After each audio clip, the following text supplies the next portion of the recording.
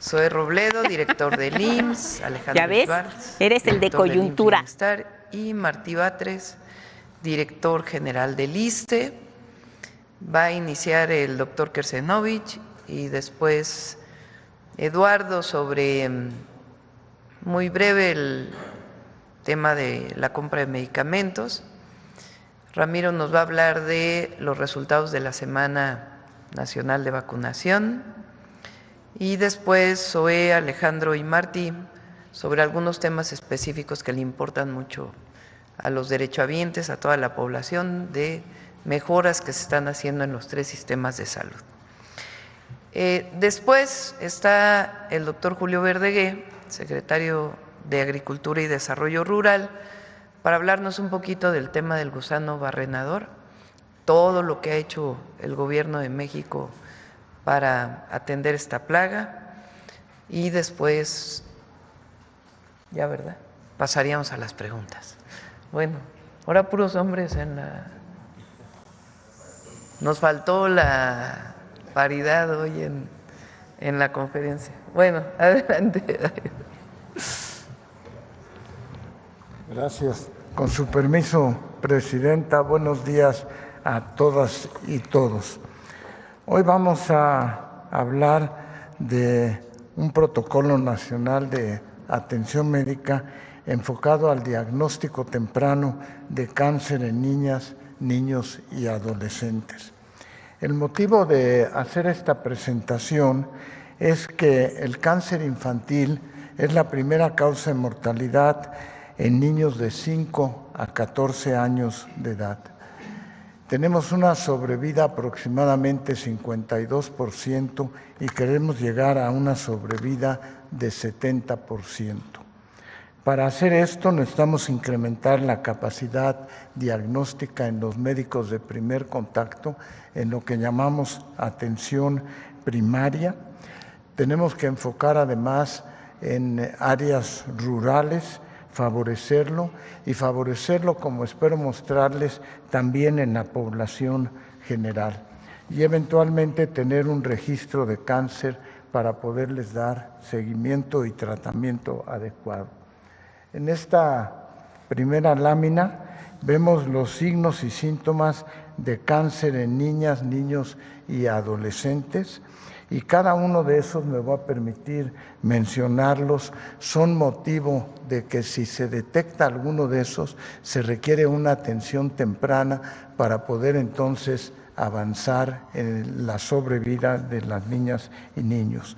Si una niña y niño tiene sudoración excesiva y nocturna, si tiene pérdida de peso y tiene cansancio, si tiene una pupila blanca en donde falta el color alrededor de la pupila, si sangra por las encías, si tiene fiebre persistente, si tiene distensión abdominal, si tiene puntos rojos sin explicación en su piel, si por ejemplo choca al caminar o tiene problemas en la marcha, requiere atención primaria, si tiene dolor de cabeza persistente, si nota un aumento repentino de peso, si sangra por la nariz, si tiene palidez, si tiene ganglios, si tiene además aumento de volumen testicular o un testículo duro, si tiene moretones sin explicación, si tiene dolor de huesos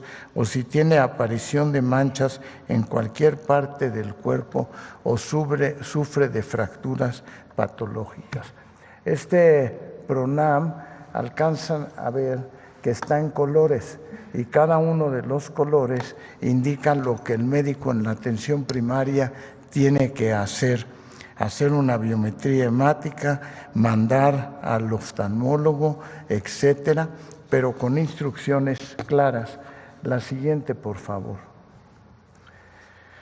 Uno o más signos y síntomas de los que les mencioné que dure más de 15 días en los niños puede ser un dato de sospecha de cáncer. Y si se sospecha, hay que realizar estudios. El cáncer más frecuente es la leucemia Y aquí les pongo en la diapositiva criterios que de inmediato hacen necesario referirlo a un segundo o tercer nivel. Si tiene una hemoglobina abajo de 10, si tiene plaquetas abajo de 100,000, si tiene leucocitos arriba de 10,000 o tiene muchos linfocitos en la sangre. Si tiene la pupila blanca, si tiene crecimiento de su cráneo o si tiene dolor óseo, todos esos hay que referirlos. Insisto, esto es tanto para los médicos como para la población en general. ¿Por qué? Porque a diferencia del cáncer, la siguiente por favor, en las personas adultas no tenemos una prueba de tamizaje. Por ejemplo, si alguien tiene un cáncer que es en mama, podemos hacer una mamografía, podemos hacer estudios. Si tiene un cáncer cérvico-uterino, también. Pero en los niños no tenemos una prueba de tamizaje para hacer un diagnóstico oportuno, tiene que ser con datos clínicos. Si el cáncer se detecta en fase temprana, es más probable que responda a un tratamiento eficaz. Queremos llegar al 70 o al 80% de sobrevida y de curación en esos niños. Y es posible mejorar entonces la calidad de vida de niños y adolescentes y además optimizar los tratamientos que tenemos para cáncer. Mucho de lo que ocurre en la mortalidad no es necesariamente el tratamiento, sino el diagnóstico temprano. Y les pongo en la diapositiva que el cáncer más frecuente es la leucemia en niños, el segundo es el tumor cerebral, el tercero es el tumor testicular y luego otras variedades de tumores. Entonces queremos aumentar la visibilidad de los datos que hacen sospechar el diagnóstico, tanto para la población general, para los médicos generales y mejorar la atención primaria. Muchas gracias.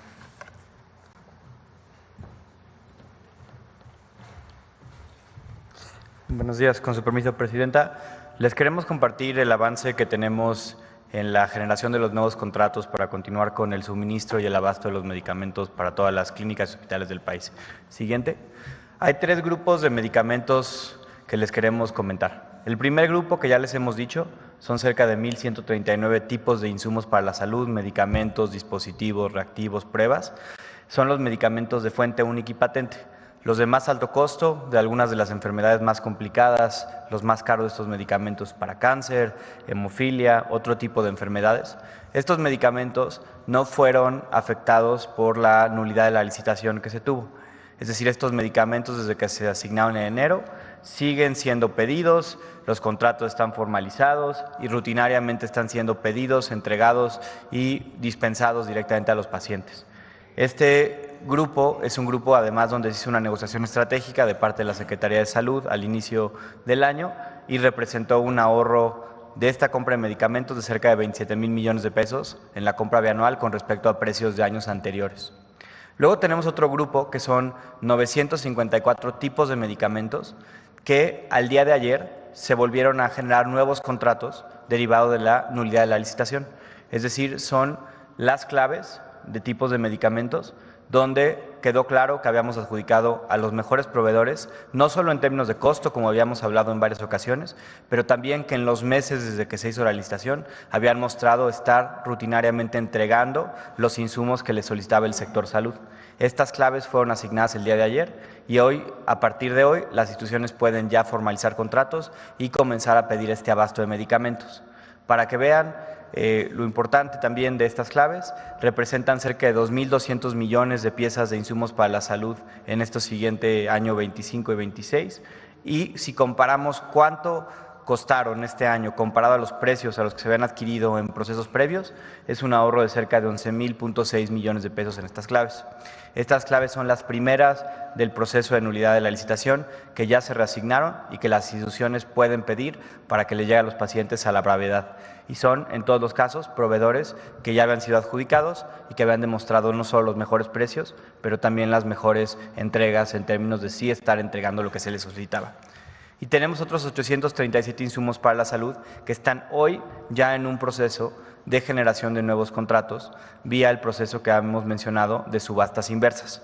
Esto por dos razones. Uno, son medicamentos que se compraron más caro de lo que pudieron haberse comprado, más caro que lo deberían haber sido adjudicados. Y en segundo lugar, medicamentos de proveedores que han demostrado incumplimiento sistemático en estos últimos meses, que por esa razón estamos haciendo esta subasta. Nosotros contemplamos que todas las subastas de estos medicamentos en su totalidad quedarán asignadas antes del 26 de mayo.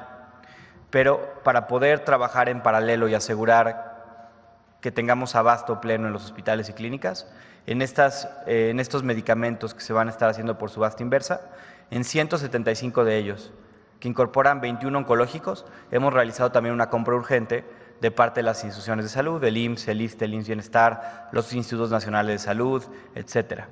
En ese caso, hemos comprado 175 claves que se solicitó entrega inmediata, son 85 millones de piezas que pidieron las instituciones, y para que vean la razón por la que hicimos este proceso de nulidad del fallo, en esta compra urgente, vía un proceso de subasta inversa de entrega inmediata, ahorramos cerca de 1,000 millones de pesos, un poco más de 1,000 millones de pesos, comparado a los precios de la licitación. Es decir, sabemos que estas subastas que se van a realizar a final de mes van a incidir en tener mejores condiciones de precio y también, evidentemente, mejores proveedores que cumplan, que entreguen los medicamentos e insumos a los hospitales y que entonces los pacientes puedan acceder a ellos de manera más rápida. Siguiente. Y finalizar, nada más queremos comentarles cómo va la entrega mes con mes de medicamentos. Podemos ver que en enero el sector que involucra al IMSS, al ISSSTE, al IMSS Bienestar, recibió cerca de 51 millones de piezas de medicamentos. Eso subió un poco en febrero a 67 millones y ya a partir de marzo tenemos números mucho más altos y estables. 168 millones de piezas en marzo y 159 millones de piezas en abril, que en abril baja un poco, también asociado a que tuvimos varios días inhábiles, tanto la Semana Santa como el puente de la última semana del mes, que hacen que pues, ciertos días podamos recibir menos medicamentos al tener menos capacidad resolutiva de recepción. Este mes de mayo, los primeros 8 días, que son 4 días hábiles, ya habíamos recibido 38 millones de piezas, que nos coloca en números para seguir estando en esas 160 millones de piezas al mes aproximadamente, que es lo que hemos calculado requiere el sector. Es decir, no solo estamos avanzando en la reposición de los contratos, en la generación de nuevas órdenes de suministro que ya pueden empezar el día de hoy, pero también se ha mantenido la entrega de medicamentos en el sector, inclusive en este proceso de cambio de proveedores. Sería eso el avance que tenemos y todos los días le seguimos dando monitoreo para asegurar que los proveedores sigan entregando y acelerar los procesos para pedir los medicamentos que aún faltan. Muchas gracias.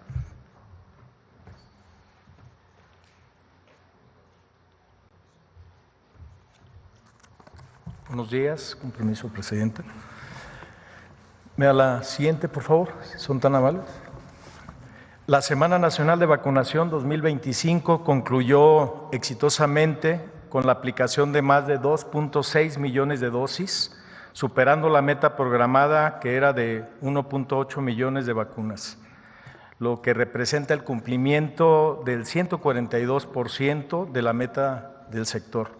Las acciones se realizaron en unidades médicas, en escuelas y espacios comunitarios, como ustedes se dieron cuenta. Me da la siguiente, por favor. Esta diapositiva representa el porcentaje de cumplimiento de la meta de vacunación en cada una de las 32 entidades federativas durante la Semana Nacional. El gráfico permite visualizar el nivel de avance alcanzado por estado, quienes superaron, como ven ustedes, el 100% de la meta programada, lo que refleja el esfuerzo conjunto entre el personal de salud y autoridades locales y, por supuesto, la comunidad. ¿Es la siguiente? Como les comentamos al inicio de esta jornada, se aplicaron 14 vacunas del programa de vacunación universal, que abarca más de 18 enfermedades prevenibles como sarampión, tosferina, poliomielitis, tuberculosis, hepatitis B, difteria, entre otras. ¿Me puedes permitir el video, si eres tan amable, el siguiente?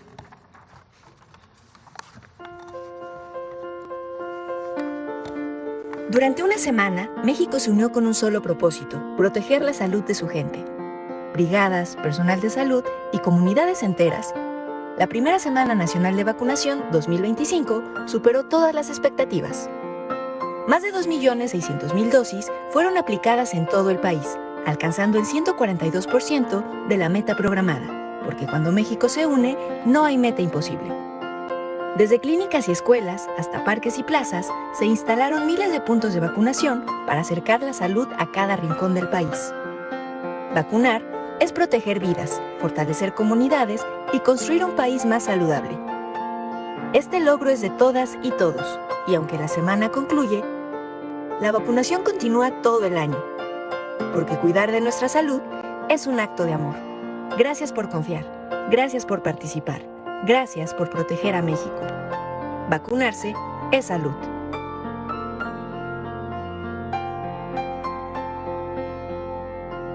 Gobierno de México. Siguiente, por favor. Como vieron en el video, la Semana Nacional de Vacunación concluye de manera oficial, pero las acciones de inmunización continúan de manera permanente en todo el territorio nacional. Se logró una coordinación intersectorial y la participación de la población fue muy alentadora. Se encuentran disponibles las 14 vacunas actualmente y anunciaremos pronto la nueva acción de vacunación dirigida a un sector de la población.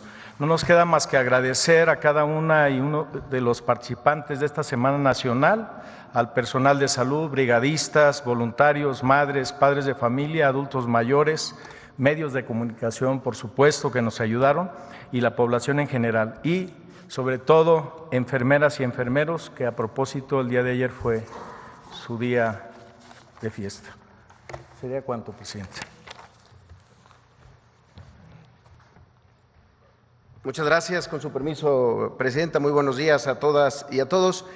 Hace unas semanas, el 21 de marzo, en Oaxaca, la doctora Claudia Sheinbaum hizo un planteamiento sobre el fortalecimiento de los sistemas públicos de salud, particularmente quienes prestamos atención médica, el IMSS, el ISSSTE, el IMSS Bienestar.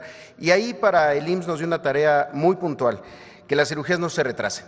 En ese sentido, nos pusimos a trabajar todo el equipo del IMSS para hoy poder presentar una estrategia que tiene que ver con los tiempos de espera, tanto para los temas de las cirugías como las consultas de especialidad y la consulta de medicina familiar, que es el eje troncal de un sistema público de salud, la medicina preventiva. Y hoy queremos traer aquí en la Mañanera del Pueblo la estrategia sobre rezago quirúrgico. Como se puede ver, los tiempos de espera en cirugías es un reto global. Todos los sistemas públicos, pero también los privados, basados en aseguradoras en el mundo, tienen tiempos de espera que se tienen que gestionar entre la oferta y la demanda de servicios. En ese sentido, hay diferentes formas de aproximarse. Ponemos aquí algunos ejemplos. En Australia se priorizan las cirugías de acuerdo a los riesgos de las complicaciones, 30 días para alto riesgo, 60 días para riesgo moderado, 90 días para riesgo bajo. En casos como el de Canadá, un sistema también socializado de atención médica que es universal, gratuito como el nuestro. 28 días para radioterapia, 14 y hasta 182 días para atención cardíaca, 112 días para cirugía de catarata, 182 días para reemplazo de rodilla o de cadera. En España, que también se ha ido privatizando desafortunadamente, ponemos un caso, el de Madrid, donde se tienen 60 días para consulta de especialidad y 180 días para tratamiento electivo. O el Reino Unido, el NHS, que es una de los mejores sistemas que hay en el mundo, también se establecen 62 días entre tamizaje y confirmación de cáncer y 126 días para una cirugía electiva. Incluso estuvimos consultando un documento de la OCDE que habla sobre los tiempos de espera en sistemas de salud. Ahora, en México, ¿cómo lo estamos abordando? Si damos la siguiente, el año pasado, en 2024, fue el récord que tuvo el Seguro Social en el número de cirugías que se hicieron. Un total de 1.396.894 procedimientos quirúrgicos. De estos, 876,000 fueron cirugías programadas, procedimientos selectivos, como les llamamos, es decir, que vienen de una consulta y que van llevando un proceso ordenado. Las otras, 520,000, son las cirugías de urgencias, las que entran por una sala de urgencias, muchas veces traumatismos, también algunas otras complicaciones, una muy regular, una apendicitis que se tiene que operar de manera inmediata. En ese sentido, si vemos la siguiente, revisamos cómo había sido el tema de cirugías desde el año 2000. Y aquí es muy importante ver esta gráfica, es el número total de cirugías que hizo el IMSS desde el 2000 hasta el 2024, año por año. Como podemos ver, desde 2012 y hasta el 18 se habían empezado a disminuir el número de cirugías. ¿Por qué? Por la privatización. Muchos procedimientos se estaban mandando a la privada como el argumento de la incapacidad de atender a la población. Aquí vemos una caída que es importante aclarar, es una caída que ocurrió en todo el planeta porque COVID-19 trastocó todos los sistemas de atención médica. Recordarán, solamente el IMSS de 34,000 camas, 20,000 camas se dispusieron para la atención de una sola enfermedad, el virus SARS-CoV-2. Sin embargo, después, en los siguientes años, nos fuimos recuperando con jornadas quirúrgicas, con varias estrategias que nos permitieron subir y llegar a este número de casi 1.400.000 cirugías el año pasado. Sin embargo, como podemos ver, la población derechohabiente del IMSS ha tenido un crecimiento, sobre todo en los últimos años, gracias a la política laboral de la Cuarta Transformación, es decir, más trabajadores, más beneficiarios, más población que atender, y en ese sentido es en donde veíamos que el crecimiento de la oportunidad quirúrgica, es decir, la capacidad del IMSS para hacer cirugías versus el crecimiento de su población, pues tenía que acelerarse. ¿Por qué? Porque la población del IMSS crece más rápido que la población de todo el país, crece a una tasa del 10%, mientras que la población del país crece a tasas del 4%. En ese sentido, si vemos la siguiente, tenemos esta es nuestra situación actual, un número de 3.679 cirugías que se realizan todos los días versus una solicitud de 4.030 cirugías todos los días. No significa que las que no se hacen ese mismo día, para ponerlo de esa manera, o el día que se programan, no se van a realizar, simplemente se van acomodando en el tiempo y es lo que nos genera tiempos de espera que tenemos que recortar, que es la instrucción que nos ha dado la presidenta. En ese sentido, la meta es realizar 2.014.000 cirugías en este año, las 1.342 que ya hubieran estado programadas de manera regular, más 671.000 cirugías adicionales a las que ya habíamos calculado hacer en este año. ¿Cómo lo vamos a hacer? Si vemos la siguiente. Primero nos dimos a la tarea de recorrer todos y cada uno de los hospitales con una estrategia que involucró a todo el nivel central del IMSS para la identificación real de las necesidades. Y se visitaron los hospitales en los momentos más críticos, en la noche, en donde los turnos van cambiando, en donde hay más necesidad, sobre todo porque la cirugía de urgencias muchas veces desprograma o digamos que trastoca toda la programación de cirugías, porque a veces el quirófano que iba a utilizar para una cirugía se tiene que tener para una urgencia. Y lo que tenemos es que distribuir mucho mejor esto. Nos dimos a la tarea de esto para identificar estas necesidades y establecer esta estrategia. La siguiente. ¿Qué es lo que vamos a hacer? Por un lado, identificamos que había un proceso, el de la contratación de las enfermeras y enfermeros quirúrgicos, es decir, las enfermeras y enfermeros que están al interior de los quirófanos asistiendo a las médicas y a los médicos, que tenemos que contratar con mucho más rapidez, un tema que estamos trabajando ya con nuestro sindicato. También la programación de cirugías los 7 días de la semana. Hay muchos quirófanos que se pueden aprovechar no solamente para las cirugías de urgencia, sino también cirugías electivas operativas los fines de semana. Se identificó también la necesidad de cierto instrumental muy sencillo, esterilizadores también que se deben de renovar. Desde luego, contar con el abasto del 100% de las 931 claves de insumos entre medicamentos y material de curación que se necesitan para la realización de una cirugía, la ropa quirúrgica, que afortunadamente en los últimos años hicimos una inversión muy grande en lavadoras y secadoras. El IMSS no contrata servicios de lavado de ropa, la mayoría se trabaja y se hace en las propias instalaciones con nuestro propio personal. El tema de la priorización de cirugías urgentes con criterios médicos, cirugías que muchas veces generan incapacidades prolongadas muy largas, simplificación de trámites y procesos, agilización del proceso de referencia entre hospitales, sobre todo del segundo nivel al tercer nivel de atención, compra y mantenimiento de equipo para estudios preoperatorios y un registro único de necesidades para resolver la necesidad del quirófano de una manera mucho más rápida y oportuna. Y un punto adicional, la comunicación con los pacientes, es decir, llamadas previas a la operación, fortalecer los tours quirúrgicos, que es esta visita que hace el paciente para conocer todo el proceso que va a llevar a cabo durante una cirugía, y después de la cirugía también seguimientos vía telefónica. Al final, esta es la meta a la que queremos llegar. Al momento ya llevamos casi 500,000 cirugías y creemos que este mes lograremos un punto de inflexión para que con todas estas estrategias pues logremos la meta de 2 millones de cirugías al final de este año. Muchas gracias, Presidenta. Esteban.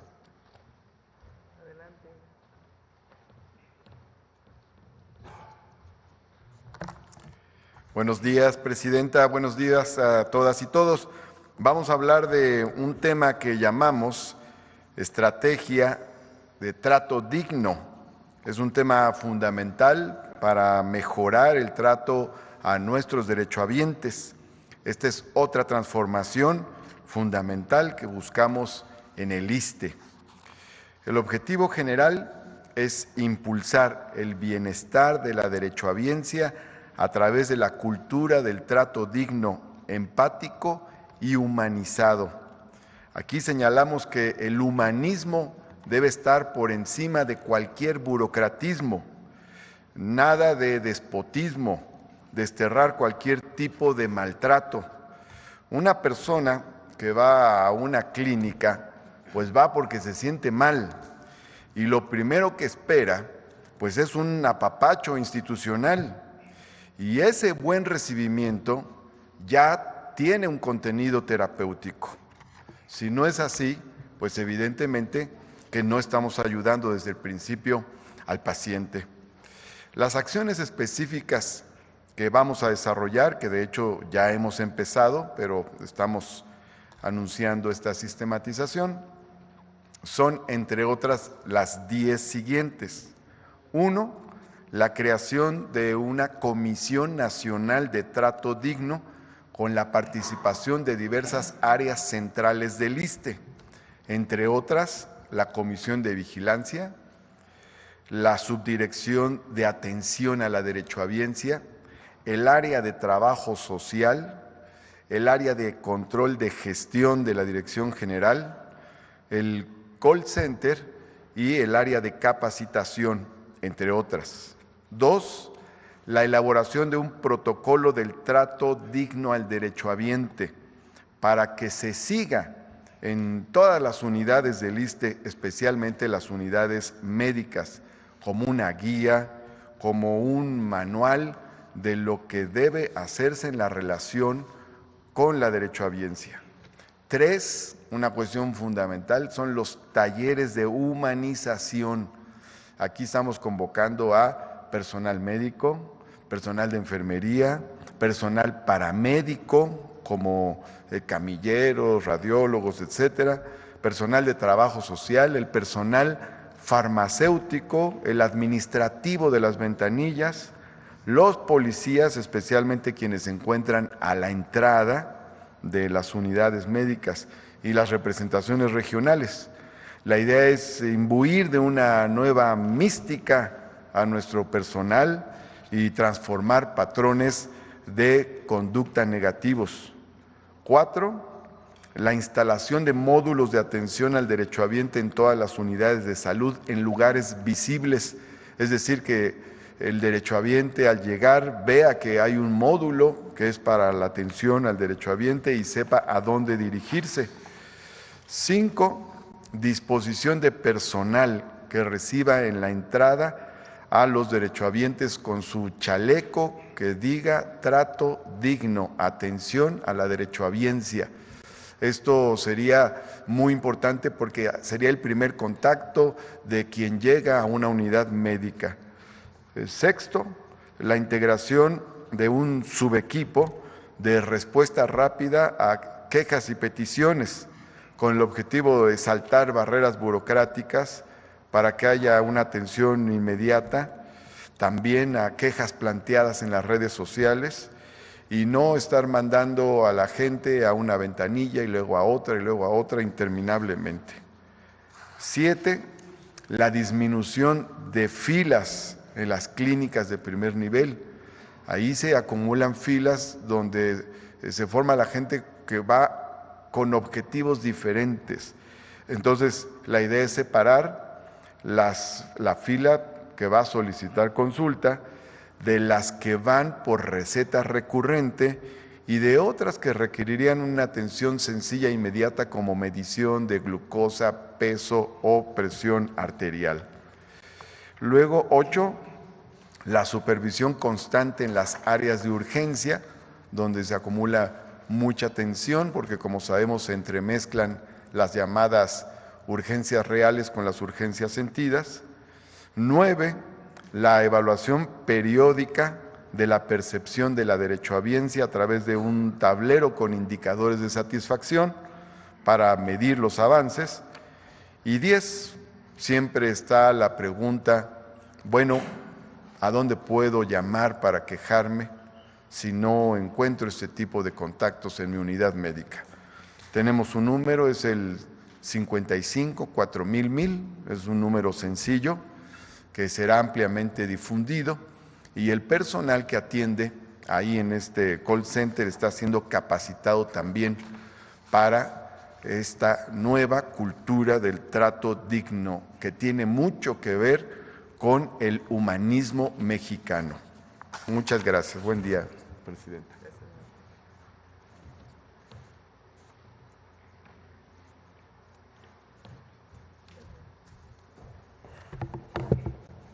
Muy buenos días, Presidenta, con su permiso, señores secretarios, compañeros del Gabinete de Salud. Hoy presentaremos una estructura para garantizar el derecho a la salud desde el territorio. Hemos conformado 212 equipos regionales de conducción médica como parte esencial de un modelo de atención a la salud del bienestar. Esta red permite planear, ejecutar y evaluar la atención de manera integrada, cercana y continua. Es el paso clave hacia un modelo de salud territorial que nos ha instruido la Presidenta impulsar, donde el cuidado no se organiza desde arriba, sino donde está la vida y las necesidades. Siguiente, por favor. Este es el proceso de conformación. La conducción territorial en salud requiere legitimidad técnica y compromiso social. Por eso lanzamos un proceso nacional de selección para poder reclutar a los mejores perfiles, con base en experiencia y capacidad y sobre todo trabajo en el territorio. Las y los coordinadores regionales ya recibieron capacitación en gestión territorial en salud y supervisión clínica y cada equipo tiene una región delimitada con un número específico de centros de salud, hospitales y población bajo su responsabilidad. No son oficinas, son equipos que caminan el territorio con nombre, rostro y compromiso clínico. Siguiente. Dividimos el país en 212 regiones operativas reales, pensadas desde los flujos de los pacientes, las redes de referencia y la capacidad instalada, es decir, la oferta pública en salud. Esta es la base para una conducción clínica desde el territorio. Estos equipos recorren los municipios en todo el país conectan los hospitales con los centros de salud, pero sobre todo resuelven los cuellos de botella desde el territorio mismo en muchos temas vinculados con la institución. Siguiente. Informarles que en el 2025 nos hemos propuesto metas claras y medibles: 50 millones de consultas generales, 5 millones de consultas de especialidad y 1 millón de cirugías. Y lo importante es que cada región que hemos presentado tiene sus propias metas y los equipos regionales son los responsables directos de alcanzar con eficacia clínica, pero sobre todo con mucha proactividad territorial, estas metas. Siguiente. Presentamos un ejemplo concreto de lo que significa esta estrategia en el territorio. Podemos ver aquí la región operativa de Neza, Los Reyes, La Paz y Chimalhuacán, como saben, ubicada en el oriente del Estado de México.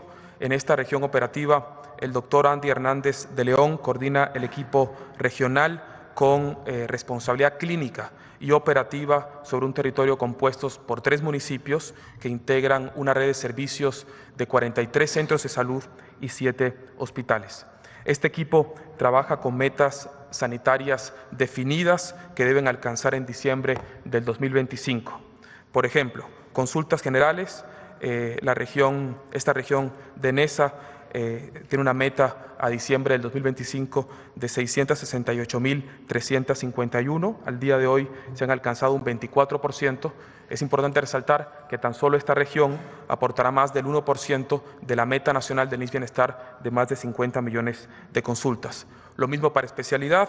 En esta región este año nos proponemos hacer una cifra inédita de consultas de especialidad de más de 57,000 consultas, llevamos el 35% y esto contribuye a su vez a las 5 millones de consultas de especialidad que tendremos en el país. Lo mismo para cirugías, estaremos haciendo casi 15,000 cirugías en este año, llevamos el 25% como parte de un objetivo nacional de 1 millón de cirugías.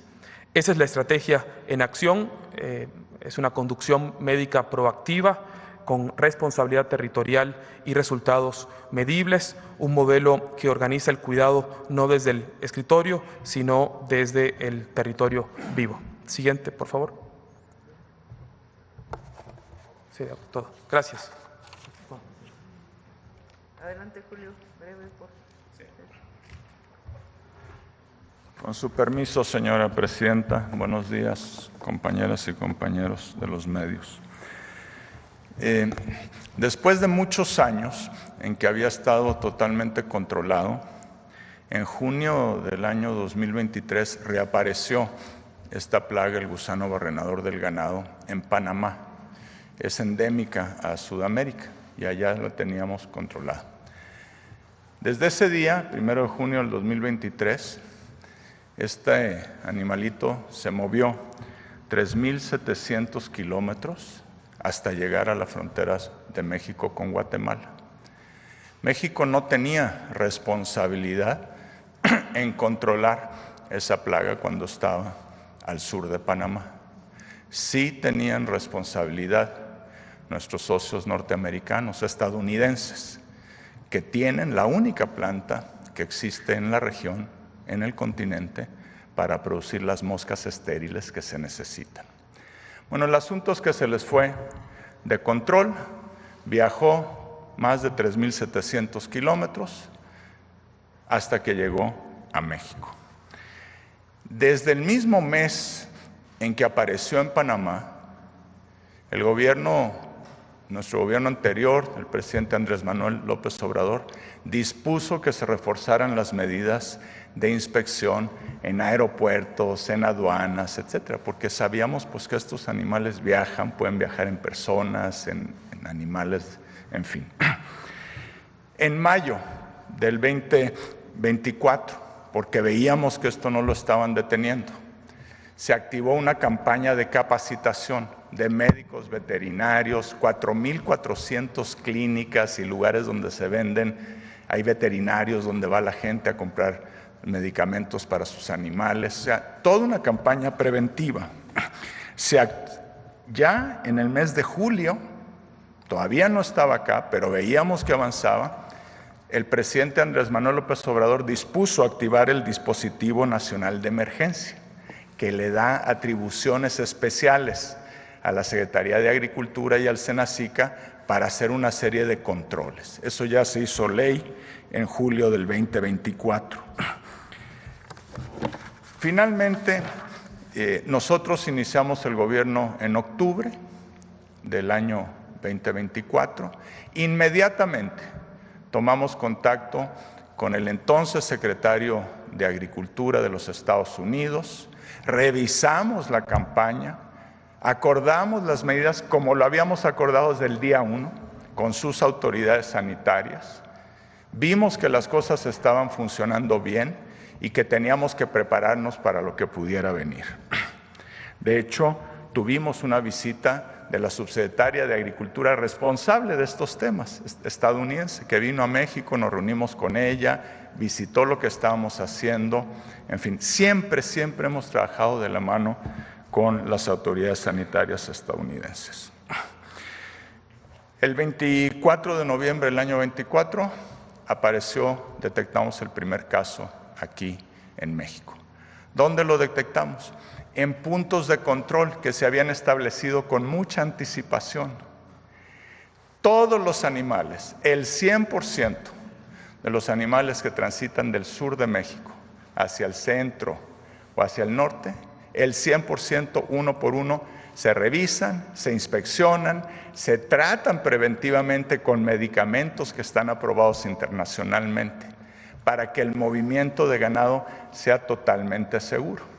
Eso es muy importante. Claro, las moscas además vuelan, no solo van en los animales y por eso, claro que ha ido avanzando.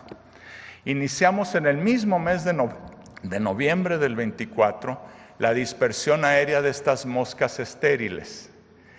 No quiero entrar en detalles, tomaría mucho tiempo, pero las moscas estériles son una especie de extinguidor que se usa para apagar este fuego. Interrumpen el ciclo reproductivo de la mosca.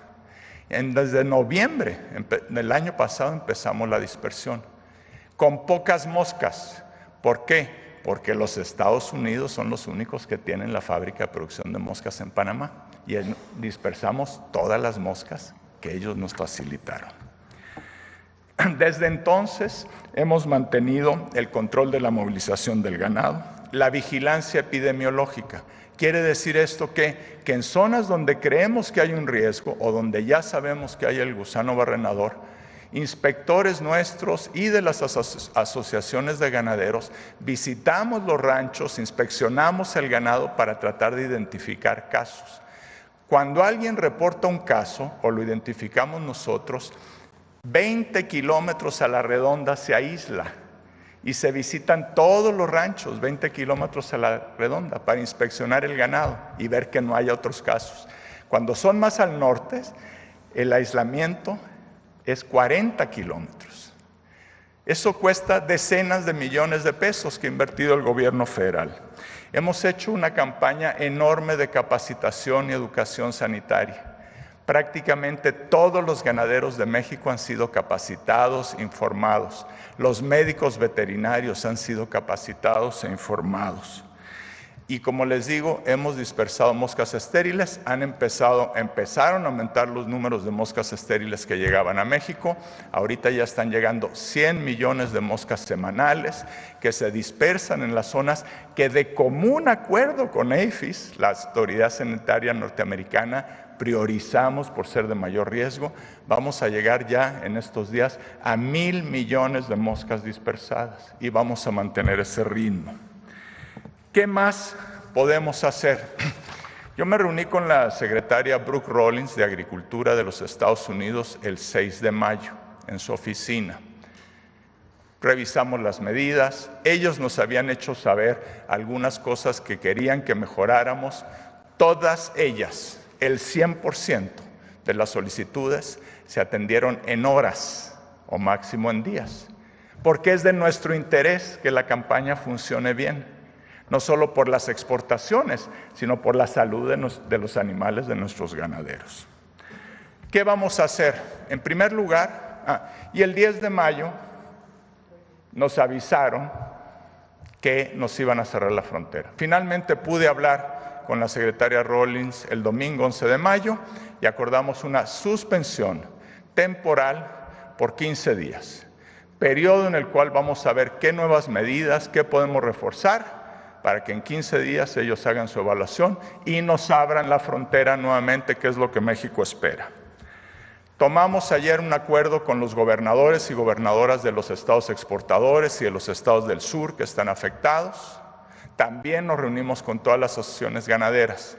Acordamos una serie de medidas que ya están en implementación, reforzar la movilización, el control a la movilización del ganado.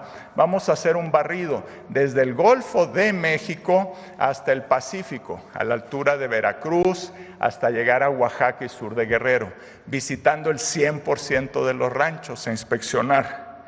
Estamos teniendo reuniones diarias con APHIS. En fin, estamos haciendo todo lo que es materialmente posible hacer. Hemos pedido durante meses, sin respuesta, que se abra la planta de producción de moscas estériles en México, en el estado de Chiapas. Seguimos esperando la respuesta de las autoridades porque eso es esencial para poder combatir con efectividad esta plaga. Muchas gracias, presidenta. Ya se informó, Gracias. Vamos a ver. Por acá. Sí, es aquí enfrente primero, ya saben cuál es la regla. Gracias, presidenta. Buenos días, Joana Flores, del Grupo ASIR. Sobre este tema, nada más, mencionaba que están esperando esta apertura de la planta en Chiapas. ¿De quién depende esta responsabilidad? Y con esta reunión que han tenido con el sector ganadero, no sé si ya tengan un cálculo, si va a haber una afectación por este cierre de 15 días. Sí, Julio. Sí, gracias. Pues ellos son los que tienen las moscas estériles, entonces necesitamos la colaboración técnica de los Estados Unidos. No la podemos abrir nosotros solamente. Y además esa mosca pues les va a ayudar a ellos, entonces es justo que colaboran a la inversión que se requiere. Claro que, pues sí, todos estos días que estamos sin exportar, por supuesto hay un efecto, ¿no es cierto?, sobre los ganaderos. Ellos no pierden su ganado, eventualmente lo van a poder exportar, pero por supuesto les causa un perjuicio económico. Estamos claros que eso es así, por eso estamos insistiendo que en 15 días se evalúa y se reabra la exportación, porque México está haciendo el 100% de lo que hemos acordado con Estados Unidos. Pero la afectación económica, ¿o qué hacen estos 15 días con el ganado? La exportación de ganado se reanuda en 15 días. Entonces digamos que lo que pudieron haber no obtenido por la exportación en 15 días, pues lo obtendrán después, ese es el objetivo. Ok. Y presidenta, sobre el tema de los medicamentos, ya nos presentaba el subsecretario los avances de los que han llegado.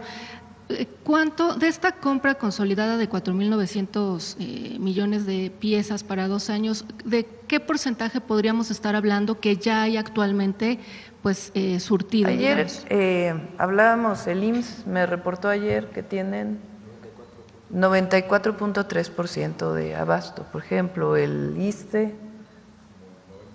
90% y el IMSS Bienestar como 87%.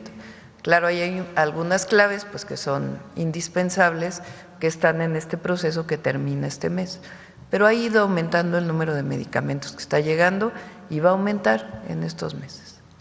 Y también sobre preguntarle… Y además pues se va a ahorrar recurso y no vamos afortunadamente hubo una acción preventiva que evitara que hubiera una compra a sobreprecio. Y también preguntarle, en la administración pasada se echó a andar esta megafarmacia que sigue operando. Sí, funciona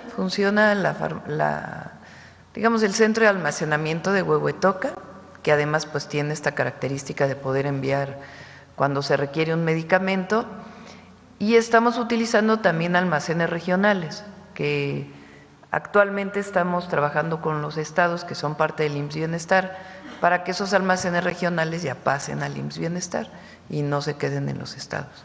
Entonces es un almacén central que envía a distintos almacenes regionales. En algunos casos que están más lejos de Huehuetoca, el proveedor envía directamente al centro regional. ¿Y se va a mantener entonces esta megafarmacia? Sí, se mantiene. Pero la gente sigue, digamos, llamando ahí. Sí, puede llamar ahí, sí. Bueno, también ayer nos decía el tema de salud casa por casa, entonces, ¿podría disminuir la demanda, digamos, de la gente que llama? Salud casa por casa es para atender principalmente a las y los adultos mayores y personas con discapacidad. Ahí en la Secretaría de Salud está eligiendo los medicamentos y de acuerdo con el censo que se hizo, es decir, el cuestionario a todos los adultos mayores, de cuáles son los medicamentos de mayor necesidad. Por ejemplo, un medicamento para la hipertensión, que un adulto mayor pues tiene que estar tomando regularmente. Entonces, un número determinado de medicamentos va a ser parte de las farmacias del bienestar para el programa de salud casa por casa. Los otros medicamentos los van a obtener de manera gratuita en su centro de salud o en su hospital, dependiendo de las características de la enfermedad. Pero si requieren estar permanentemente adquiriendo un medicamento y pueden ir cada 6 meses a su cita con el médico, pues van a estar disponibles o en las tiendas del bienestar, antiguas tiendas de ICONSA, o en los centros de salud en el exterior para que no tengan que hacer luego las filas para poder resurtir su medicamento. Y justamente, Presidenta, ahorita que hablaba el director del ISSSTE sobre este tema de trato digno, me viene a la mente, hay una práctica, un fenómeno que ocurre muchas veces en las clínicas del ISSSTE y del IMSS, donde para tener consulta la gente madruga y tiene que llegar desde las 4 de la mañana a formarse. ¿Puede haber alguna estrategia para que ya esto se pueda evitar? Porque 4 de la mañana te sientes mal y te formas, pues no es como un trato digno, digamos. ¿Se puede hacer una estrategia, no sé, consultas programadas, qué sé yo? Sí, estamos trabajando en eso y no sé, Martí, si quieres platicar lo que nos platicaste ayer de cómo distribuir esas filas. Nos encontramos con unos casos en algunas de las clínicas que hemos visitado y esta comisión que se ha ido formando ha ido a varias de las clínicas y se ha encontrado con que en la fila no todos van a solicitar la cita para la consulta, sino que algunos van a otros temas, por ejemplo, a receta recurrente o, por ejemplo, porque se sintieron mal y buscan una medición, un chequeo, más que una consulta formal, o algunos incluso van a la consulta de los expedientes. Entonces, ese conocimiento nos ha permitido reducir filas en esos lugares. Entonces va nuestro equipo y han logrado reducir las filas, porque van a distintos propósitos y entonces ya nada más la fila que va directamente a solicitar la cita queda mucho más pequeña. Ahora, ya existen mecanismos para solicitar electrónicamente la cita. Este tiene que ser revisado con algunos ajustes porque no todas las personas tienen la práctica del uso de las herramientas electrónicas. En el caso de la derechohabiencia del ISSSTE, además, una porción muy grande, proporcionalmente mayor que la población abierta, es adulta mayor. Entonces, tiene otros mecanismos de comunicación y mucha gente prefiere ir directamente a la clínica a solicitar la cita más que hacerlo por la vía electrónica. Y algunos lo hacen pues porque se sienten mal y buscan la atención más rápida posible. Entonces, ya existe una proporción de citas por vía electrónica y de citas directas en la clínica y estamos revisando si ajustamos esa proporción para poder aumentar un poco más la de quienes van directamente a la clínica sobre la base de este análisis que hemos realizado. Y de todas maneras vamos a ir midiendo cómo va mejorando todo este tema, que es un tema de los complicados. Gracias. Muchas gracias, Presidenta. Sí, en el mismo sentido, hay 5 estrategias que se han llevado a cabo en el Seguro Social, sobre todo para la consulta de medicina familiar, el médica familiar que atiende varios padecimientos, la consulta también preventiva. La primera son las unidades médicas de tiempo completo, es decir, las unidades de medicina familiar del IMSS, 1.600 distribuidas en todo el país, tradicionalmente abrían solamente de lunes a viernes en los turnos de la mañana y la tarde, y las que tienen admisión médica continua para temas de urgencia, pues durante todo el día. Pero la consulta solo es en esos horarios. Entonces se están abriendo para que todas las unidades de medicina familiar tengan consulta los fines de semana. Esto también beneficia mucho a los trabajadores y a las trabajadoras para que no tengan que pedir un permiso para ir a su consulta, sobre todo los pacientes que están en algún seguimiento. El otro tema tiene que ver con la unifila, es decir, esta fila que para quien acude de manera espontánea porque se sintió mal y demás. Muchas veces algún derechohabiente olvida su cita o de alguna manera no puede acudir y entonces se abre ese turno de manera automática y entonces en la unifila se puede atender. Pero ahí, de manera similar a lo que se está haciendo en el ISSSTE, se ha procurado mucho la consulta digital, la agenda digital, es decir, que uno pueda, desde el IMSS Digital, la consulta de primer nivel, agendarla ahí, aparecen los días, los turnos, y poderla agendar para llevar mucho más control. Perfecto. Sí, es en IMSS Digital, si pueden ingresar ahí. Ahí hay un apartado donde está la cita digital. Y ahorita, mientras la ponen, y el otro tema son las recetas resurtibles que ya se han mencionado, que son los pacientes que están en control, es como una suerte de estímulo también para pacientes crónico-degenerativos que mantienen buen control sobre su enfermedad y entonces no necesitan la cita mes con mes, sino que se les entregan las recetas de 3 meses para que después de una cita, en la siguiente ocasión, solo vayan a la farmacia por sus medicamentos. Bueno, aquí está en el IMSS Digital, si se puede ingresar ahí, se tienen que poner el tema del número de seguridad social.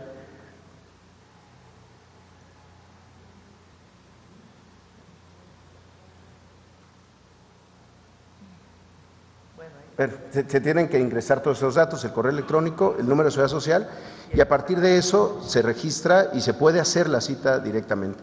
Y un tema adicional que para nosotros es muy importante.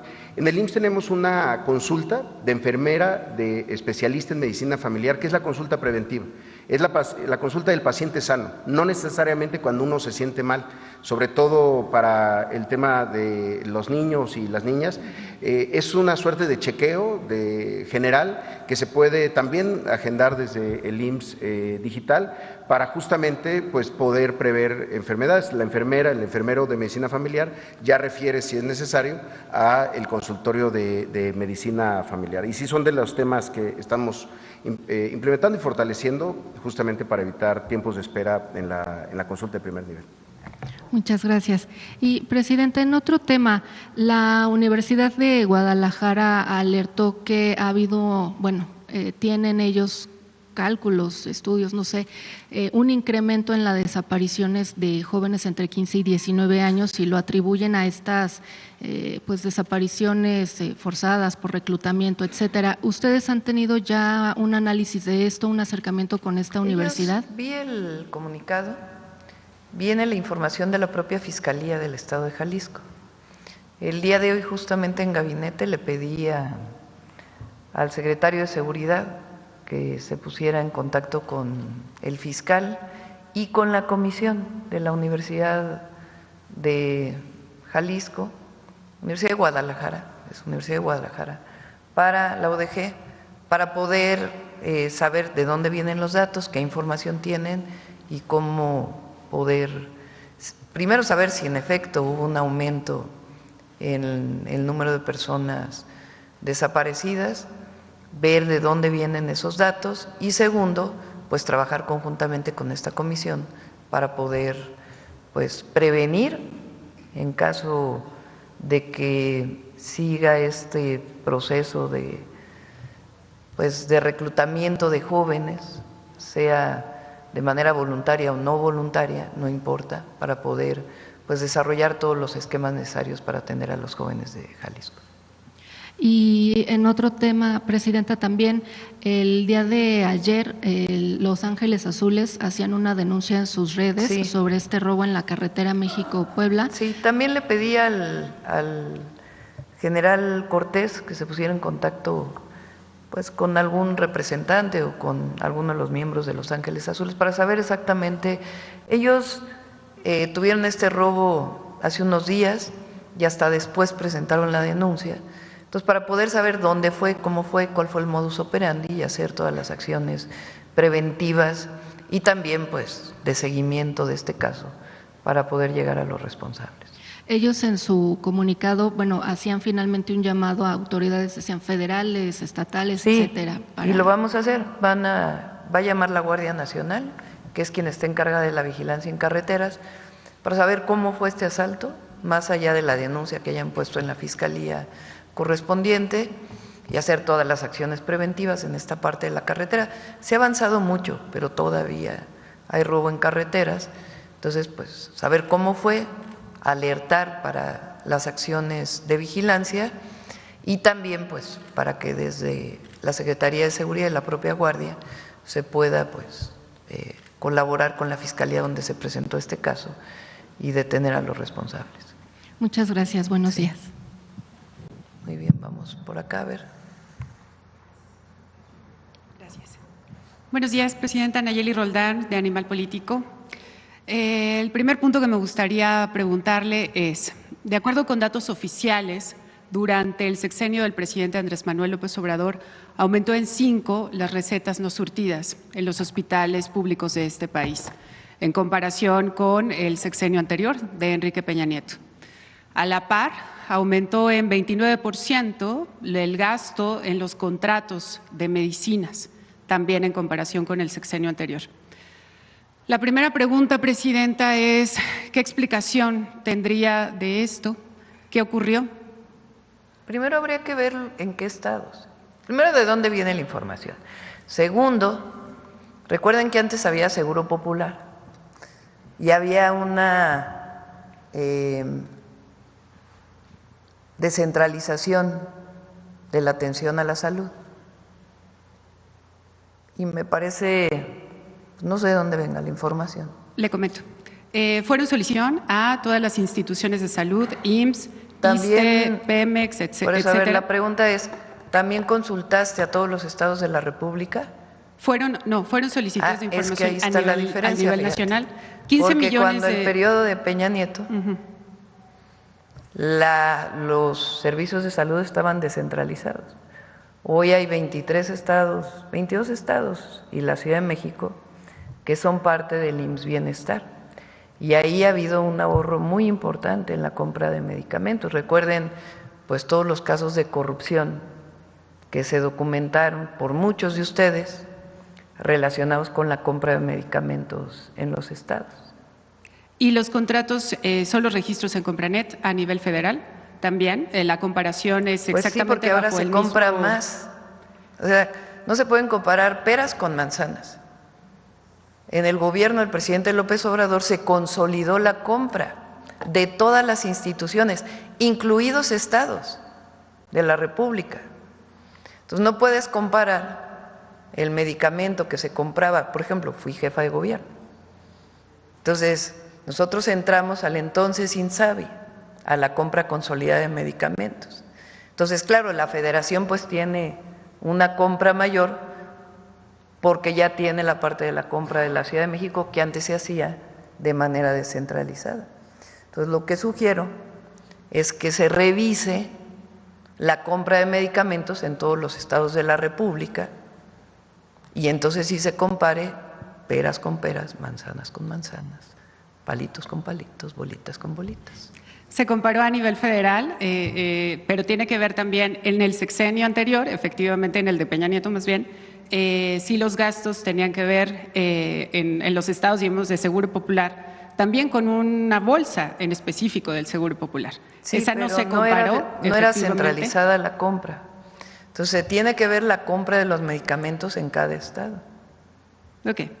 La siguiente pregunta, Presidenta, es, en Animal Político la semana pasada publicamos que a raíz del cambio en el modelo de compras del expresidente López Obrador, surgió un fenómeno que es personas crearon empresas y al poco tiempo comenzaron a recibir contratos por adjudicación directa para vender medicamentos y comprobamos que los vendieron más caros. Tenemos el caso de al menos 19 empresas que recibieron 1.500 millones de pesos en contratos solamente en 2022. Usted en este espacio, su equipo de salud ha documentado o ha expuesto justamente problemas o irregularidades por sobreprecio, justo por eso cancelaron la compra consolidada de este año. La pregunta sería si identificaron este mecanismo, digamos, o estas irregularidades de ventas a sobreprecio durante el sexenio anterior y, si es así, ¿qué denuncias tienen?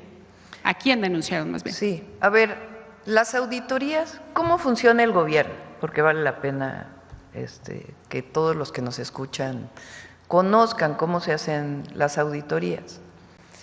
Hay dos instituciones que lo pueden hacer para los recursos federales.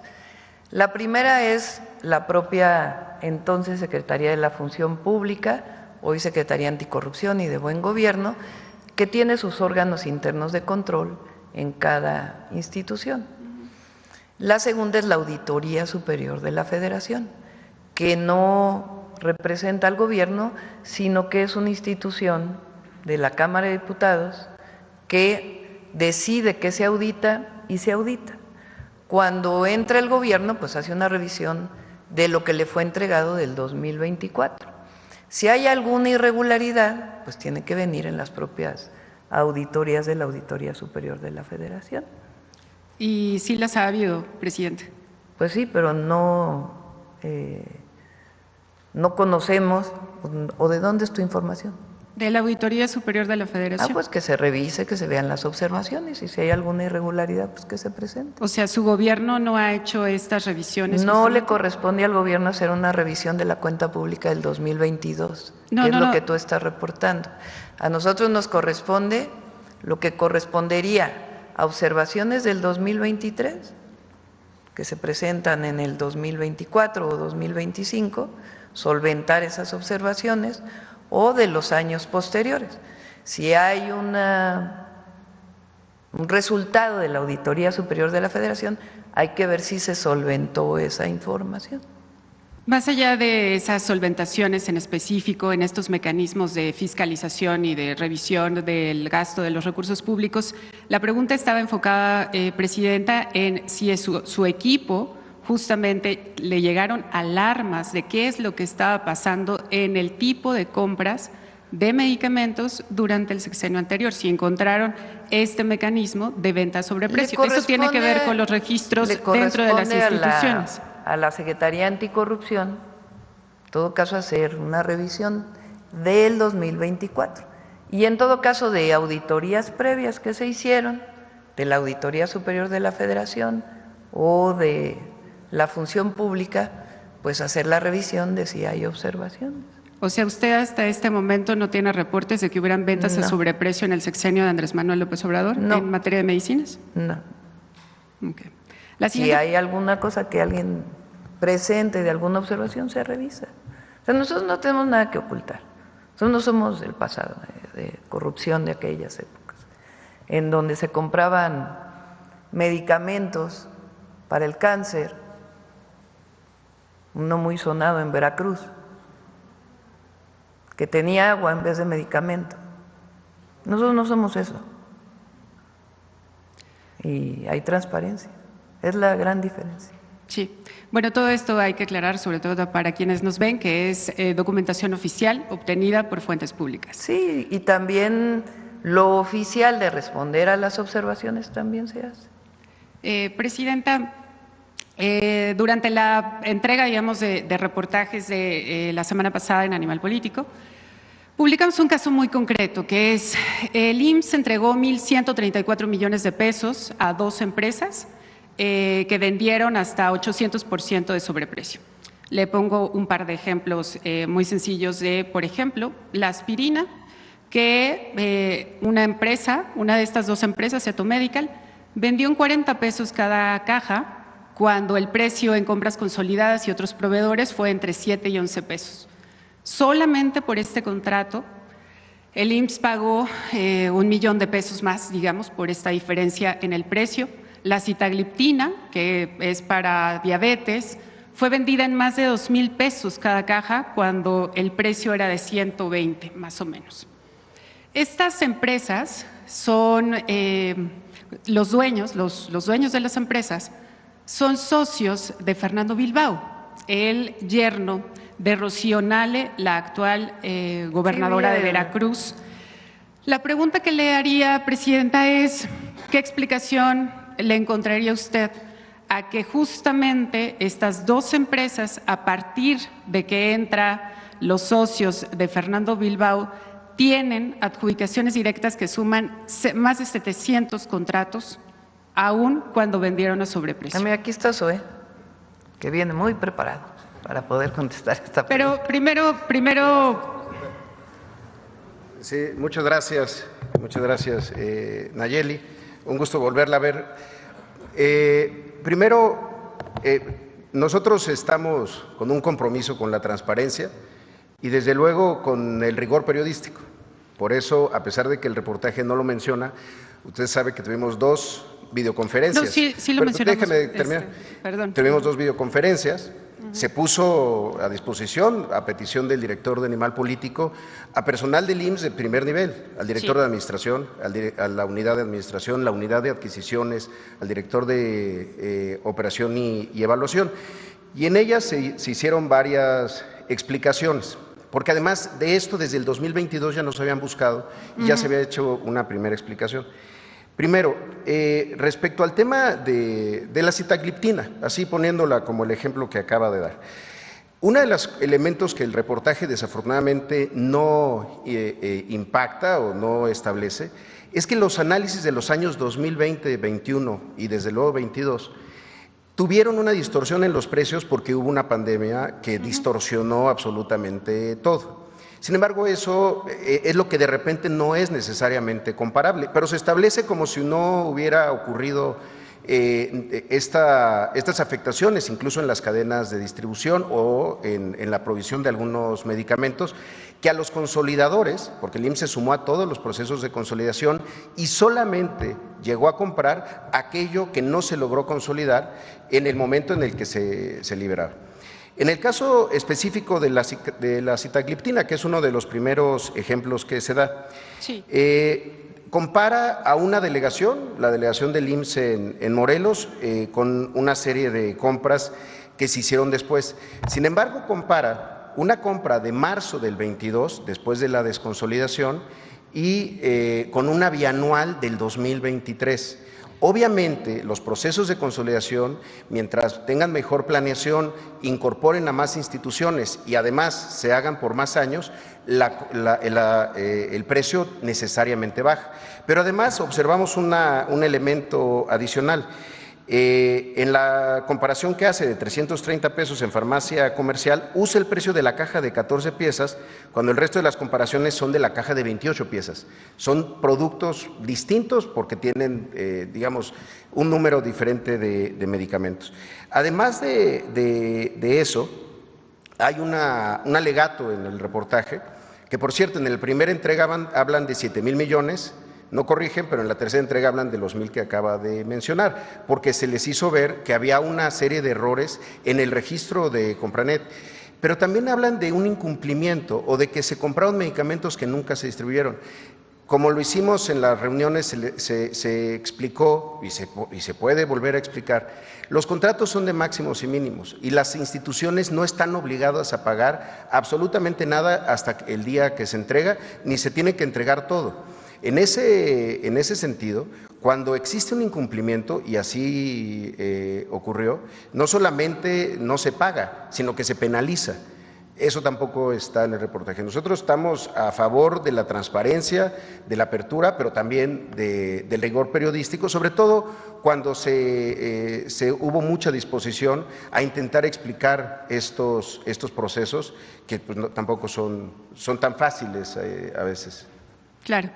Preciso nada más, la comparación para determinar los precios, digamos, en la investigación periodística, tomó en cuenta los mismos años de la compra consolidada y luego también se hizo una segunda comparación con los precios ofertados por otros proveedores exactamente del mismo medicamento, sí, y esa fue la doble comparación. Sí, por ejemplo, comparan el precio que logró el Instituto Nacional de Pediatría, que está aquí por Perisur, con una compra que se hizo en Baja California, que siempre ha tenido una situación logística porque llevar los medicamentos a Baja California o tenerlos aquí en un instituto muy importante, pero que está aquí en el centro en la capital del país, no es comparable. Pero sí creemos que es importante mencionar que mucho de esta información sí se les proporcionó y se explicó y se dedicó tiempo de funcionarios, pues la verdad que de muy alto nivel para explicar esto, y desafortunadamente no, nada de eso, salvo el cuestionario que nos mandaron, se reporta en su reportaje. No, y de hecho la cifra diferente, digamos, de los 7,000, ese es otro punto, que son… en Compranet se registraron contratos por más de 7,500 millones de pesos a este proveedor. En las conversaciones, efectivamente, y así lo explicamos en la nota, dijeron que hubo un error por casi 5,000 millones de pesos de registro. Es decir, se había puesto que este proveedor había recibido esa cantidad de contratos, pero argumentaron que fue un error de registro y justamente por eso es que en nuestra primera entrega dijimos que solamente habían recibido 1,134 millones de pesos, mientras que en la tercera entrega hacemos constancia de esta explicación, digamos, del error en el registro que ustedes nos dijeron. Pero vaya, fue un error de registro que se reportó desde su momento. Eso nunca significó que se hayan pagado medicamentos ni que se hayan concretado contratos. Fue un error en un momento en Compranet, que también efectivamente tuvo situaciones, sobre todo en 2023 y 24. Sin embargo, se aclaró que lo que decía de una adquisición de 7,000 millones de pesos pues no era correcta. Sin embargo, pues así sigue estando en su nota, sí, en su cabeza. No. La tercera cabeza dice que el IMSS argumenta que fue un error. Y así se puede consultar en animalpolitico.com para quienes… Bueno, muchas gracias. Presidenta, una vez después de que ya hablamos del tema del sobreprecio, lo que quisiera preguntarle a usted es qué explicación tendría de que esta empresa, cuyos dueños son socios de Fernando Bilbao, tuvieran estos contratos. La información sobre esto y se revisa. No hay problema en revisarlo. ¿Qué opinión le merece que en este caso… No tengo información, o sea, no sé si en efecto es socio esta persona o no. Sí, entonces… Aldo Díaz Pérez, que también fue exfuncionario de Segalmex, es socio de Fernando… No tengo información en particular. Checada, pues leí la nota, claro, pero no estamos checando la información de la nota y si hay algo que revisar, se revisa. ¿A quién le encargaría la revisión o qué haría pues con esta información? A la Secretaría Anticorrupción. ¿Y cuándo tendríamos una respuesta de esto? Con gusto nos ponemos en contacto, si es que hay alguna irregularidad. ¿Le parece correcto que hayan recibido estos contratos? contratos? Pues no puedo decir si es correcto o incorrecto si no hemos checado la información que ustedes brindan y cómo fue en todo caso que se hizo esta adjudicación. Hasta no tener toda la información, pues evidentemente no puedo dar mi opinión. Bueno, entonces, ¿y a quién tiene que encargársele? Pues a la Secretaría Anticorrupción. Ok. Sobre todo para quienes nos ven, le comento lo que encontramos a partir de revisiones en el Registro Público de Comercio. Aldo Díaz Pérez es un empresario, exfuncionario de Segalmex, que tiene distintas empresas. Una de ellas, su esposa María Teresa Carabeo, es accionista de Eto Medical, la que ganó estos contratos. Y justo en 2020, cuando la señora María Teresa Muñoz entra como accionista, es cuando comienzan a recibir los contratos esta empresa. Aldo Díaz Pérez, su esposo, tiene otras dos empresas que junto con Fernando Bilbao recibieron 100 millones de pesos de depósitos de otras empresas que obtuvieron más bien permisos para comercializar hidrocarburos, justamente cuando Rocío Nale fue secretaria de Energía. Mira, todos pueden leer tu nota de Animal Político. Animal Político, Entonces, para quien tenga interés, pues que lea la nota en Animal Político. Y nosotros pues hacemos la revisión de si en efecto lo que estás comentando fue así o no fue así, y a partir de ahí pues que la Secretaría Anticorrupción vea. Pero esta idea de que ahora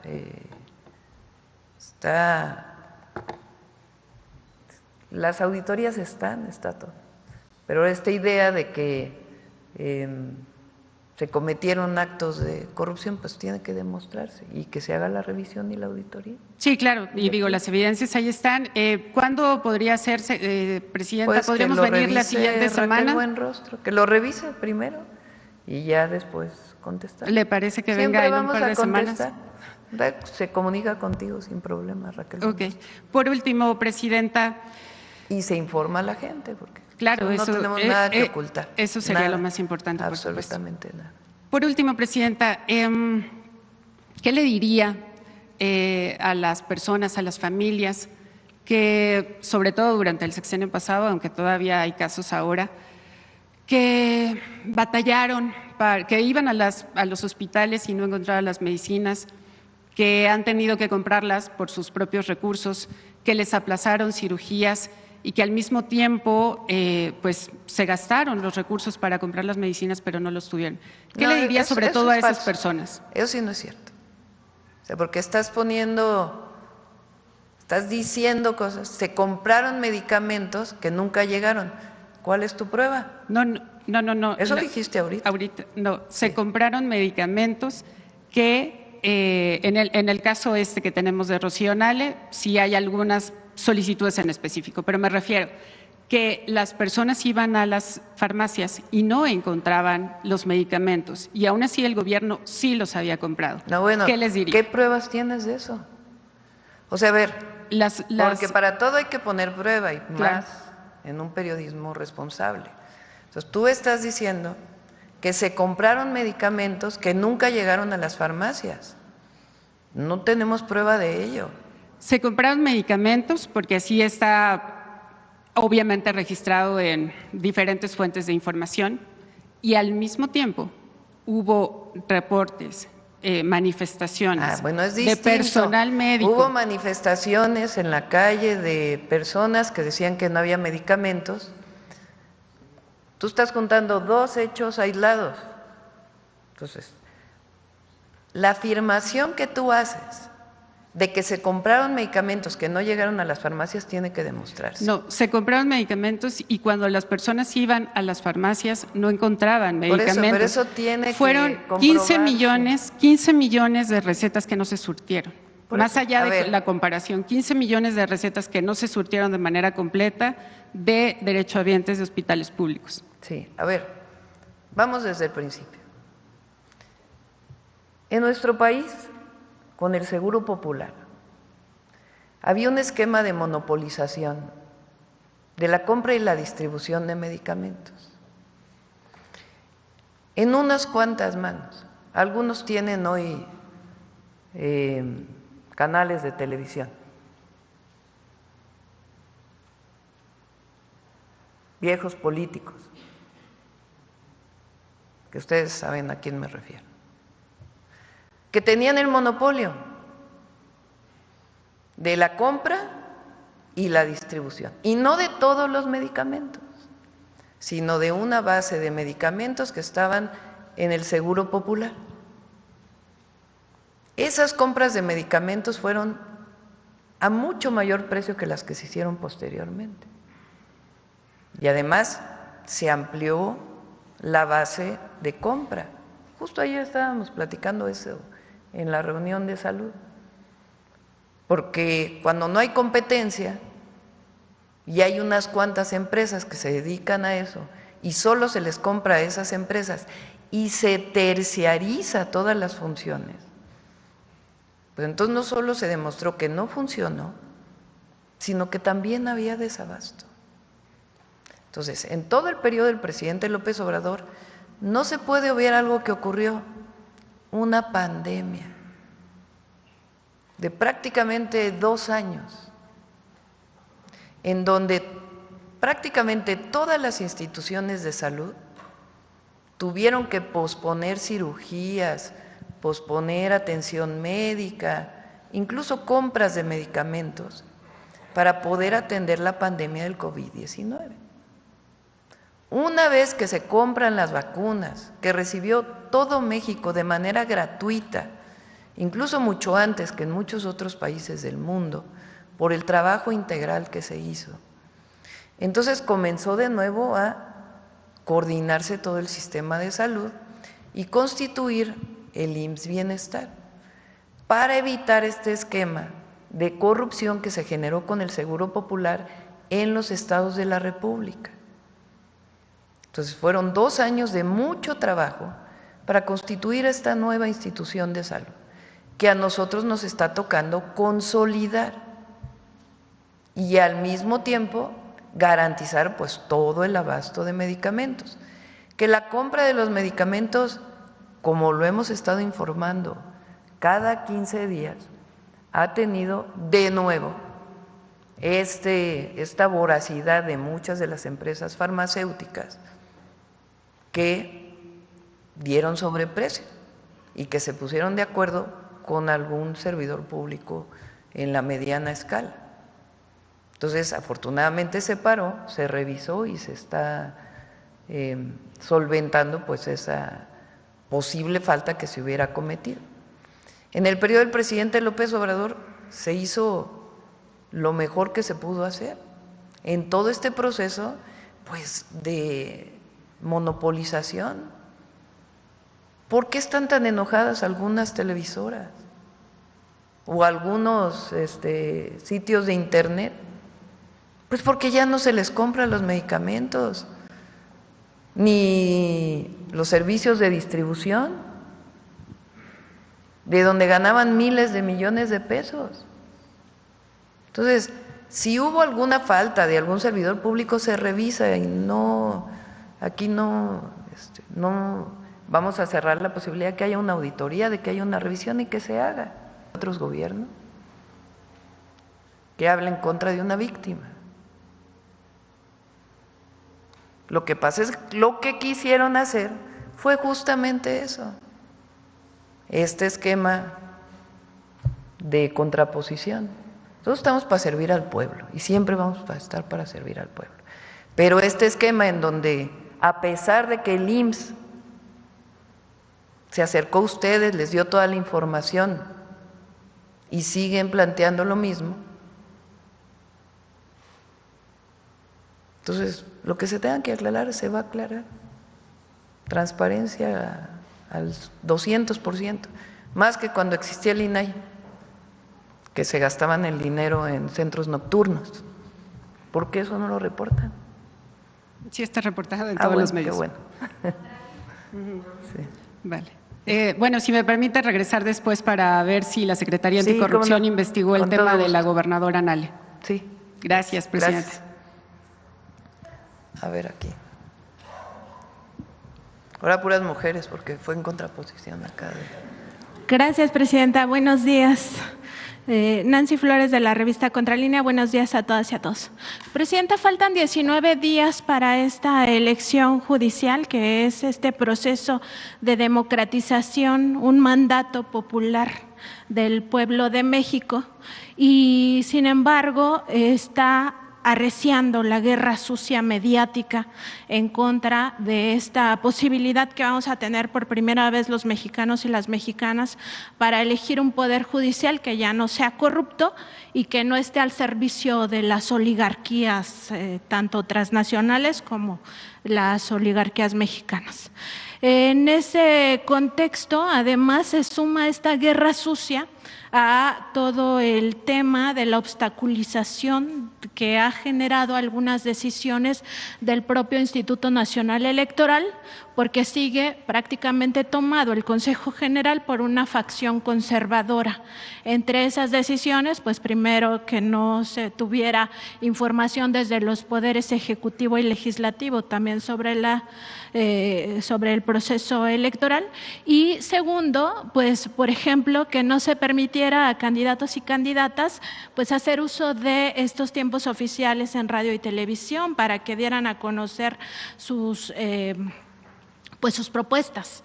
En ese contexto, preguntarle no solo su opinión sobre esta guerra sucia para desalentar el voto ciudadano y con ello decir que fracasó este proceso de democratización, sino también preguntarle si va a haber algún tipo de exposición aquí de una forma muy sencilla, muy simple, para que todos los ciudadanos y ciudadanas sepamos pues que son varias boletas, que en vez de tachar vamos a poner números, etcétera. Sí, vamos a dedicar la próxima semana, todos los días, un ratito a hablar de… Pero podemos aprovechar, a ver si me consiguen las boletas. ¿Sí están ahí? A ver, las que vienen en el INE que no tienen nombres.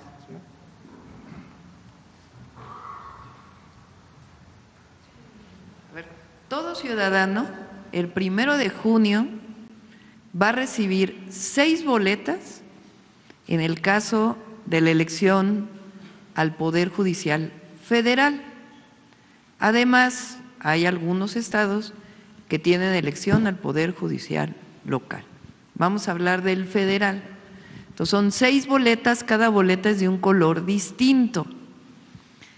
Primero es esta que tiene este color moradito, que es elección para ministras y ministros de la Suprema Corte de Justicia de la Nación. ¿Cómo se vota?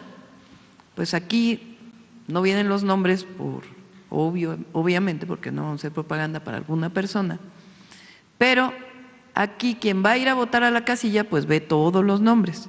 Los pueden revisar ahora en la página de internet del INE, ahí viene todos los detalles de todos los candidatos y candidatas. Supongamos que yo ya voy con la decisión de por quién voy a participar, así debe ser.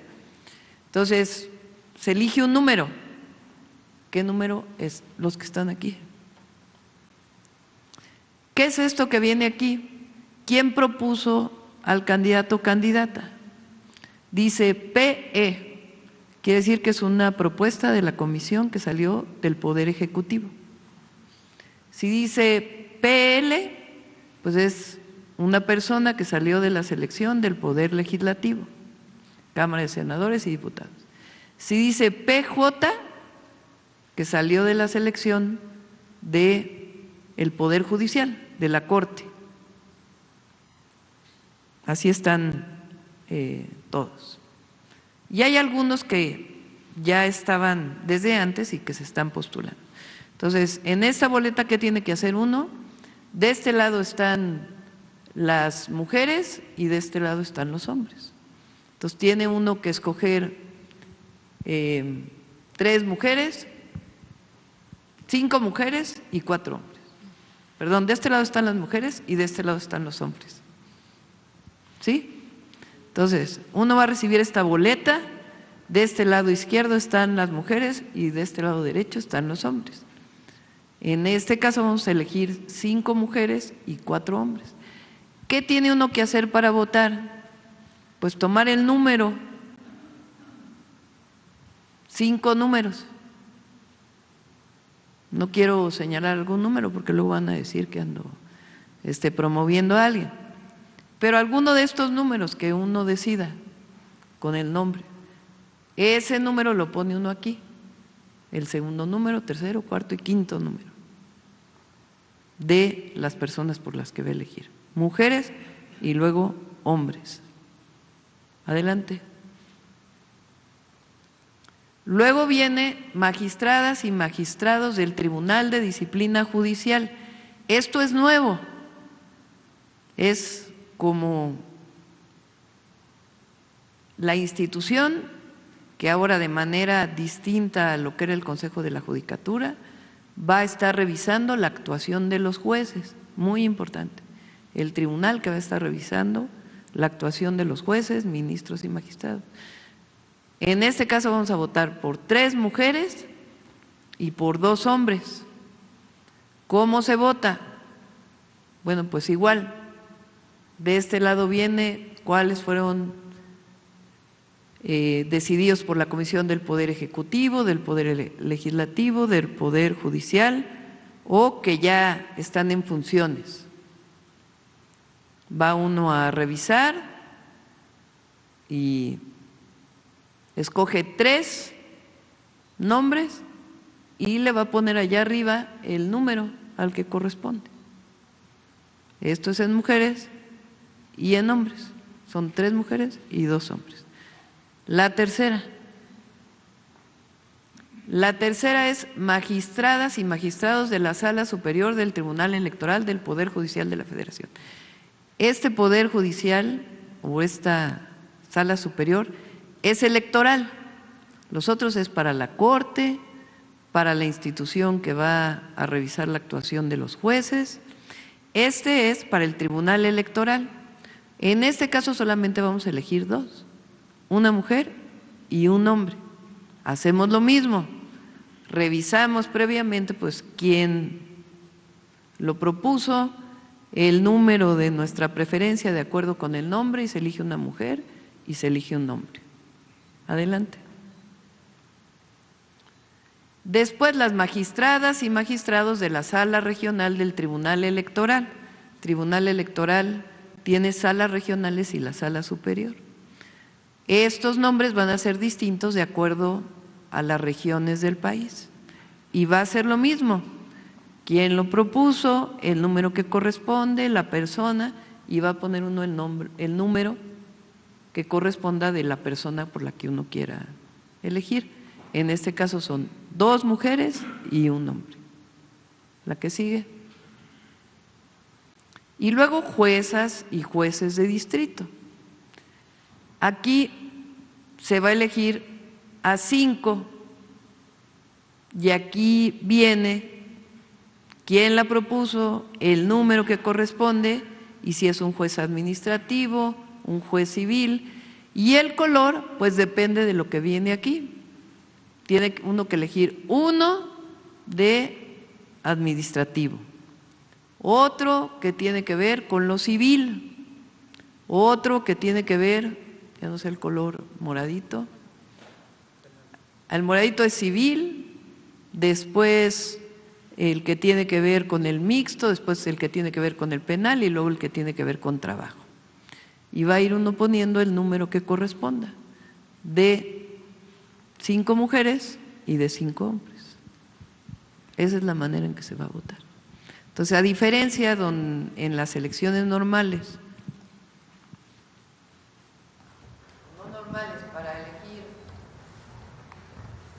al Poder Ejecutivo, al Poder Legislativo, que uno vota por un partido político, en este caso, pues los partidos políticos no participan, participan las personas como individuos. ¿Cómo vamos a votar? Pues poniendo el numerito arriba de la persona que uno elija.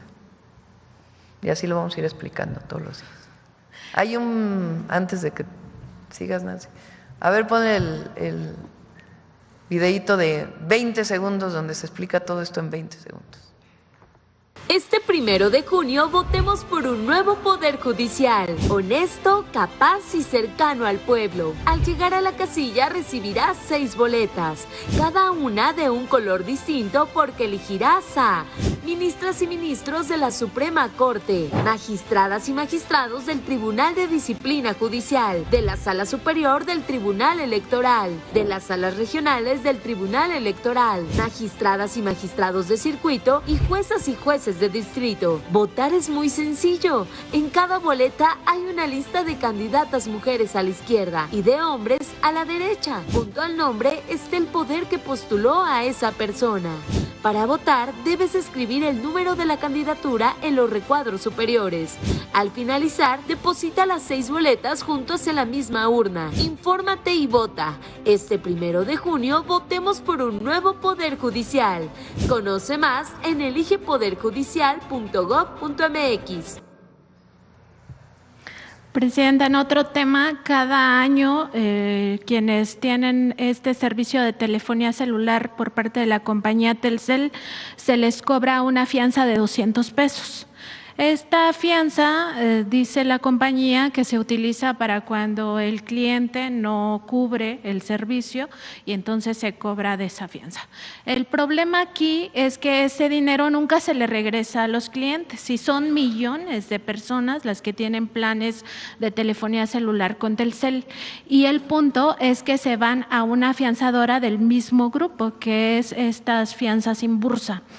Aquí el tema, nada más para dimensionar, es que por cada millón de clientes son 200 millones de pesos que se quedan, que nunca le devuelven a las personas que pagan puntualmente mes a mes este servicio. Tengo dos preguntas al respecto. La primera sería si la Profeco, la Comisión Nacional de Seguros y Fianzas, y la Conducef pueden revisar esta situación, porque generalmente, o más bien así es la norma, las fianzas se devuelven. Y segundo, si ya se tiene una fecha estimada de cuándo la Comisión Federal de Electricidad ahora sí podrá dar servicio de telefonía celular a todo el país sin restricciones, porque antes los organismos autónomos lo que hacían era privilegiar este tipo de negocios. Vemos con Profeco, le comentamos a Iván Escalante, que a lo mejor nos está escuchando, para que pueda ver este tema. Mañana viene Pepe Merino y su equipo para poder explicar la ley de telecomunicaciones que se envió al Congreso, porque pues, la discusión se fue sobre ese artículo que ya dijimos que se quite, porque nuestro objetivo nunca es censurar y a lo mejor no venía bien escrito, lo que fuera, pero nunca fue el objetivo. Pero tiene muchas otras cosas muy importantes.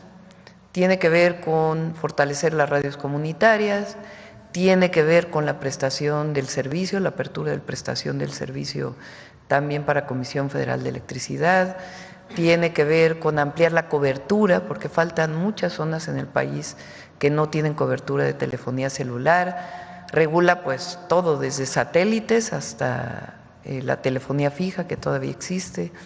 Entonces, es muy importante que se conozca cuáles fueron las propuestas de esta ley que está actualmente en discusión en el Senado de la República. En otro tema, Presidenta, en la revista Contralínea acabamos de publicar un reportaje sobre los créditos del Infonavit, estos créditos impagables, y bueno, la situación es mucho peor de lo que imaginábamos. Hay muchas personas que han pagado hasta 3 veces o más estos créditos, y aquí el tema es que si se les congelan estas deudas, de cualquier manera son, primero, impagables y segundo, muy injustas, porque hay casos donde las personas pidieron 150,000, 200,000, 300,000 pesos entre 2002 y 2006 y ahora tienen unas deudas de más de 1 millón de pesos, o sea, lo cual es descomunal, y pues lo que se observa es que si se les congela, de cualquier manera van a seguir pagando muchísimo tiempo. Y el otro caso es de las personas cuyos casos ya se judicializaron y por tanto no entrarían en este programa que se está aplicando. Preguntar si se puede hacer una segunda revisión de pues qué hacer con todas estas personas. Es que no solo se congelan, hay quitas. Ahora que hemos estado en la República hemos entregado apoyos, bueno, con donación de deuda, vamos a poner así, de personas que debían 2 millones de pesos y se quedaron ya nada más con 30,000 pesos de deuda. O sea, de ese tamaño son las quitas que se están haciendo, precisamente por lo que comentas, porque la gente ya pagó 2, 3 veces el crédito. Entonces, congelamiento, quitas, disminución de intereses, son varias acciones que se están tomando. Y las personas que por alguna razón entraron a juicio tienen que acercarse a las oficinas del Infonavit y ahí se les atiende de manera personal. Hay algunas que vienen automático y hay otras que si no se les hizo la quita, el congelamiento, etcétera, es porque por alguna razón entraron a juicio y ellos a veces ni lo saben. Entonces, si tienen estos casos, vayan a la oficina del Infonavit, que ahí se les está atendiendo de manera personal. Finalmente, Presidenta, en otro tema, ayer la UNAM sacó un boletín muy importante que tiene que ver con esta confirmación que ya hicieron los científicos de que México sufre mayor calentamiento que el resto del planeta. Se está hablando acerca de que por cada 100 años el planeta, otras regiones, pues suben o aumentan 2 grados. En el caso de México son 3.2 grados. Además, algo que descubrieron también estos científicos es que pues los fenómenos del niño y la niña no enfriaron al planeta como se esperaba, sino que esta ola de calentamiento pues continúa.